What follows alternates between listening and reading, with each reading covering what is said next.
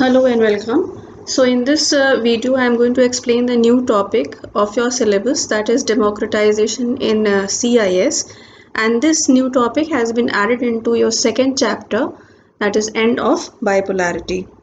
Okay, so what is CIS? CIS is the full form of CIS is the Commonwealth of Independent States. And the birth of CIS, what is the area, which countries are there in CIS? So everything we'll be talking about.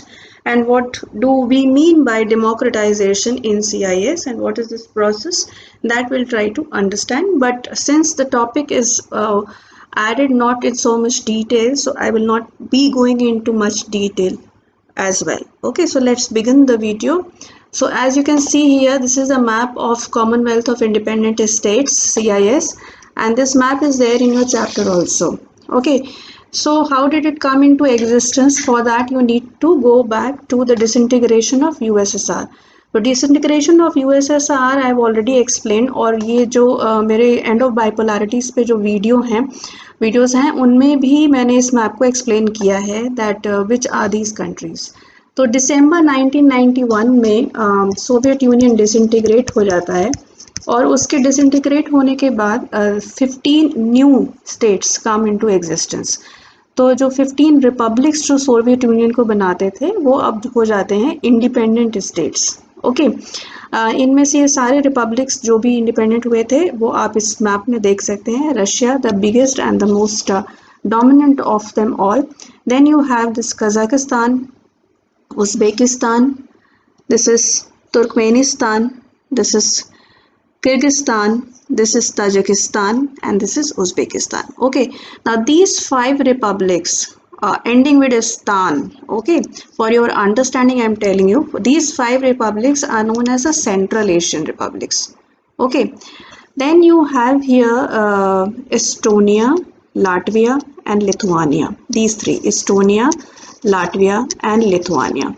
Now these 3 republics are called the Baltic republics, and they are called Baltic republics because they are situated on the Baltic Sea. This is Baltic Sea. Okay, so that is why they are called the Baltic republics. Then you have here Belarus, Ukraine and Moldova. Then you have here Georgia, Armenia and this is Azerbaijan. Okay, so these were the 15 republics of USSR. Now these 15 republics became independent, and after becoming independent, all of them except these 3, the Baltic states, they form the CIS. Okay, that is Commonwealth of Independent States. Now these 3 Baltic states, these republics, they were more Europeanized and they lean more towards the capitalist side. Excuse me. And then they also joined the European Union and NATO in 2004. Rest of them formed the Commonwealth of Independent States. Okay, so these are the these are the flags of different states that came into being that are members of CIS. Now CIS is a regional organization established on 8 December 1991 by Russia, Belarus, Ukraine, Armenia, Azerbaijan, Kazakhstan, Kyrgyzstan, Moldova. All these states joined later, but not very late. In December 1991 all became member. So what are the aims of CIS? They aim at coordination of members in the realms of trade, finance, lawmaking and security. Okay, secondly, they support cooperation on democratization. This is one of the purpose and objectives. So democratization is something which is very important and which was one area of problem. And then cross-border crime prevention. Okay, now why these 2 things are included into the objectives or into the purpose of formation of the organization?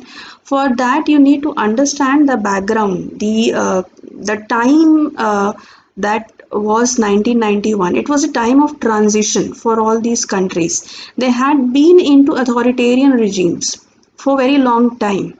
Okay, so they had not inculcated those democratic values and the transition time is always a time which is surrounded by so much of disturbance. तो transition का जो period होता है, जब भी transition होता है, specially जब अथॉरिटेरियन रिजीम से डेमोक्रेटिक रिजीम में ट्रांजिशन होगा, तो वहाँ पे बहुत सारे डिस्टर्बेंसेस होते हैं, बहुत सारे ग्रुप्स होंगे जो पावर को होल्ड करना चाहेंगे, लोगों के अंदर जो एक्सपेक्टेशन होती है फ्रीडम की वो बहुत ज़्यादा होती है। जैसे ही आप एक जो अंकुश उनको बांधे रख रहा था, जो दबाव था, उसको अगर जब आप हटाते हैं तो लोग तुरंत ही अपनी फ्रीडम को बहुत ही कहते हैं खुले तरीके से उसको एक्सरसाइज करना शुरू कर देते हैं। तो ये जो पीरियड होता है ट्रांजिशन का। और दूसरी चीज़ ये कि आपने देखा है स्पेशली यूएसएसआर के केस में कि ये जो ट्रांजिशन था ये बहुत फास्ट था। Shock therapy, if you have not read, please go back to the videos of and of bipolarity and see the shock therapy. So this was sought to be done in a very quick manner. Overnight transition की बात होने लगी कि पूरा capitalist system पे हम switch over हो जाएं from the socialist system which was going on in USSR for such a long time. तो यहाँ पे इतना ज़्यादा कन्फ्यूजन था कि जिसकी वजह से जो पॉलिटिकल पावर थी जिसके भी हाथ में गई, उसने उसको डेमोक्रेटाइज करने की कोशिश नहीं की in the truest sense. Okay, तो उन्होंने नाम में तो ये दिखाया कि we are democratic, so but जो पावर था जिसके पास भी गई, जिस भी पॉलिटिकल ग्रुप या पॉलिटिकल पार्टी या पर्सनालिटी के हाथ में गई, उसने उस पावर को होल्ड करने की कोशिश की, क्योंकि अगर वो पावर को वो लूज छोड़ते तो वो उनके हाथ से निकल जानी थी। ठीक है, तो इस पावर को होल्ड करने की जो टेंडेंसी थी ये लोग चेंज नहीं कर पाए। ये सारे स्टेट्स में यही प्रॉब्लम हुई और उसकी वजह से democracy was instituted there only in name. But if you see, same political party was in power for 20 years, for 25 years. Same person was the president or the head of the state for a very long time, like 20 years, 25 years. Elections were being conducted, but those elections were only democratic in name. बहुत ही जिसको कहा जाए elections rigged थे, बहुत ज़्यादा corruption था। Okay, तो democratisation एक बहुत बड़ी प्रॉब्लम थी। और cross border terrorism in countries में, एक कंट्री से दूसरे कंट्री का जो क्रॉस बॉर्डर टेररिज्म था, और आपने वो एक सेक्शन है चैप्टर में टेंशंस एंड कॉन्फ्लिक्ट, जिसको मैंने अपने वीडियोस में भी एक्सप्लेन किया है कि इन सारे रिपब्लिक्स जो ये बने थे, इनमें मोस्ट ऑफ द रिपब्लिक्स में जो एक सिविल वॉर जैसी सिचुएशन भी आई, जहाँ पे एक सेक्शन ऑफ पॉपुलेशन जो है वो डिससेटिस्फाई है, वो रिवोल्ट कर रहा है, वो गवर्नमेंट से फाइट कर रहा है। तो बड़ा ही डिस्टर्बेंस रहा for 10 years at least, from 91 to 2000. Okay, and in this transition period the regimes that came, they were very far from being called democratic in the truest sense of the term. They were democratic only in name. Okay, तो इसको देखते हैं। Democratisation इन CIS का मतलब क्या हुआ? The post Soviet political system with exception of Baltic states are termed as hybrid regimes. ये term अगर आप समझ लीजिए, हाइब्रिड रिजीम्स का मतलब ये हुआ वो रिजीम्स जो कि एक हाइब्रिड है ऑफ डेमोक्रेसी एंड ऑटोक्रेसी या अथॉरिटेटिवनेस। ओके, तो वहाँ पे डेमोक्रेसी तो होगी, इलेक्शंस तो होंगे, but elections will not be free and fair. Elections will be tilted towards a side, or the government authority will be used to manipulate the results of the elections. Okay, और इसमें फिर क्या होता है कि जब जनता इसका विद्रोह करती है तो फिर repression, political repression, which is a feature of the authoritarian regime. It is not a feature of democratic regimes. Democratic regimes में जो डेमोन्स्ट्रेशंस होते हैं और जो पब्लिक जो अपनी डिमांड्स रखती है उसको एक बड़ा हेल्दी वे में लिया जाता है, लेकिन और उसका सॉल्यूशन ढूंढने की कोशिश की जाती है।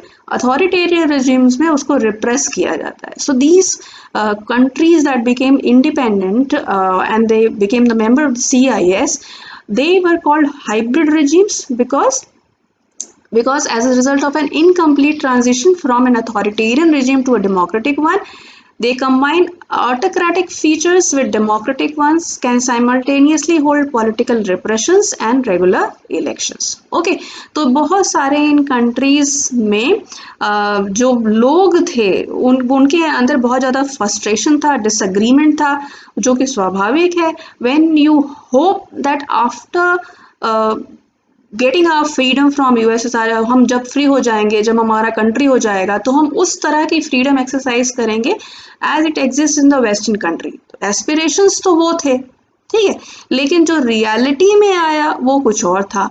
गवर्नमेंट जो थी वही है, वो चेंज ही नहीं हो रही है। Even after the disintegration of the USSR, elections are conducted, but the government remains the same. The ruler remains the same. So there was a lot of frustration, a lot of disagreement. There was a lot of centralization, control over the policies of the central government. People were not given freedom, and they could, even if they were granted freedom, they could not exercise those freedoms in the real sense. So actions of civil disobedience followed, and especially after the announcement of the election results, because every time they hoped that now there will be some change, no change came because of the corrupt policies of the government, because of the elections which were largely rigged elections. Okay तो बहुत ज़्यादा विरोध प्रदर्शन election results के बाद, और demands of essential changes in the existing pseudo democratic political regime. Pseudo democratic means false democratic political regimes. तो इस तरह के डेमोन्स्ट्रेशंस बहुत कंट्रीज में गए हुए, जैसे यहाँ पे मैंने कुछ फोटोज लगा दी हैं, ट्यूलिप रिवॉल्यूशन, रोज रिवॉल्यूशन। ओके, रोज रिवॉल्यूशन जो हुई थी वो जॉर्जिया में हुई थी, ट्यूलिप रिवॉल्यूशन किर्गिस्तान में, ऑरेंज रिवॉल्यूशन यूक्रेन में, ट्विटर रिवॉल्यूशन मोल्दावा में। इन रिवॉल्यूशन में आप देख रहे हैं नाम इनके कैसे हैं, रोज और ऑरेंज, ट्यूलिप, इनमें तो इनको ये, और ये जो रिवॉल्यूशन थी मोस्टली जिन कंट्रीज में, as a symbol they choose one colour और दे चोज वन फ्रूट और vegetable or something like that, and they tried to they incorporated to it into their way of demonstration। ठीक है, तो orange revolution में आप orange flags देख रहे हैं, ऑरेंज कैप्स देख रहे हैं, ऑरेंज कलर जहाँ भी है वो रिवॉल्यूशन का कलर है। ठीक है, इसी तरह so on and so fourth, और इनको जो टर्म दिया गया, इस तरह की रिवॉल्यूशंस कई कंट्रीज में हुई हैं इन द रीसेंट पास्ट, आपका 21st सेंचुरी में, और उन सारे रिवॉल्यूशंस को एक जो नाम दिया गया वो दिया गया है कलर रिवॉल्यूशन। तो कलर रिवॉल्यूशन बहुत सी कंट्रीज में हुई हैं apart from the CIS against the government. Okay, तो इसमें anti government demonstration, citizens demand strict obedience of constitutional norms including respect for political and civic rights and the organisation of free and open election. ठीक है, तो देख रहे हैं आप, वो फ्री एंड ओपन इलेक्शन मांग रहे हैं, वो पॉलिटिकल एंड सिविक राइट्स मांग रहे हैं, वो strict obedience to constitutional norms मांग रहे हैं। ये फीचर्स क्या हैं? ये फीचर्स हैं एक ट्रू डेमोक्रेसी के। तो कहने का मतलब ये है कि जो स्टेट्स बने USSR के डिसइंटीग्रेशन के बाद, उनमें डेमोक्रेटाइजेशन का प्रोसेस अभी तक चल रहा है। वो स्टेट अभी तक they are very far from being called democracies. That is what is democratisation in CIS। तो अभी वहाँ पे वो प्रोसेस चल ही रहा है, जनता अपनी मांगे रख रही हैं, और जो गवर्नमेंट्स हैं वो कभी उसको रिस्पॉन्ड करती हैं, उसमें कुछ कुछ काम कर देती हैं, और कभी वो शेयर रिप्रेशंस का सहारा लेती हैं कि वो रिवोल्ट को रिप्रेस कर दें। ठीक है, इसी तरह का कुछ रिवोल्यूशन मैंने डिस्कस किए हैं which may be which you can mention, but I don't think that will be asked in so much detail in the exam. So Rose Revolution happened in Georgia 2003 में हुई थी, after elections, after 2003 disputed elections, and it led to the overthrow of Edward Shevardnadze and replaced him with Mikhail Saakashvili। Okay, after new elections. ये जो Edward शेवरनादजे थे, ये Georgia के head of the state थे, समझ लीजिए लीडर थे since 70s, हाँ 72 और 74 से वहाँ पे थे हेड ऑफ द स्टेट। तो जो डिसइंटीग्रेशन था उस टाइम भी ये लीड कर रहे थे, उसके बाद भी यही बने, और समझ लीजिए ऑलमोस्ट 30 ईयर्स, सिंस 30 ईयर्स ही हैड बीन रूलिंग। ओके, तो आप समझ सकते हैं कि वहाँ डेमोक्रेटाइजेशन क्या ही है, कुछ भी नहीं है। ऑरेंज रिवॉल्यूशन यूक्रेन में हुई, यूक्रेन में जो इलेक्शन 2004 का हुआ प्रेसिडेंशियल इलेक्शन, उसके बाद ये हुई थी, और उसके बाद the leader of the opposition Viktor Yushchenko was declared president, defeating Viktor Yanukovych. Okay, and the same orange revolution इसको 2010 में भी ये रिपीट हुई थी इन यूक्रेन। ट्यूलिप रिवॉल्यूशन हुई किर्गिस्तान में, it is also called pink revolution, it was more violent than its predecessors and followed the disputed 2005 Kyrgyz parliamentary election. तो mostly यही हो रहा है कि जो इलेक्शंस हो रहे हैं वो फ्री नहीं है, और फिर इलेक्शन रिजल्ट जब आता है तो पब्लिक रिवोल्ट कर देती है। इस तरह की कई और रिवोल्यूशंस हुई हैं इन रिपब्लिक्स में।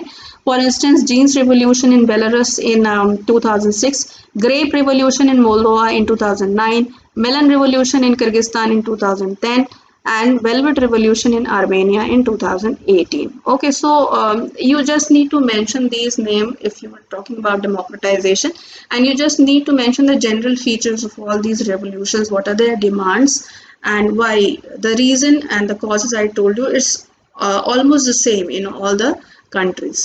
Fine. So this is about democratization in CIS, and with this I have completed all the new topics that have been added up into your first book.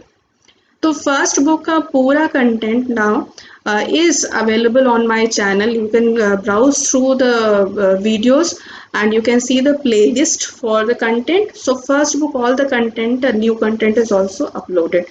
Now second book, first chapter, challenges of nation building. Two new contents are there. One is integration, role of Sardar Patel in the integration of the state, and the other is the Kashmir issue. So next I'll be completing that, and then I'll be moving towards the fresh chapter in the series of class 12th political science lectures. Fine. So that is all for this video. Prepare this also as well, and with this the second chapter will be complete. Thank you for watching. Keep giving me your feedbacks. Thank you so much. Bye bye.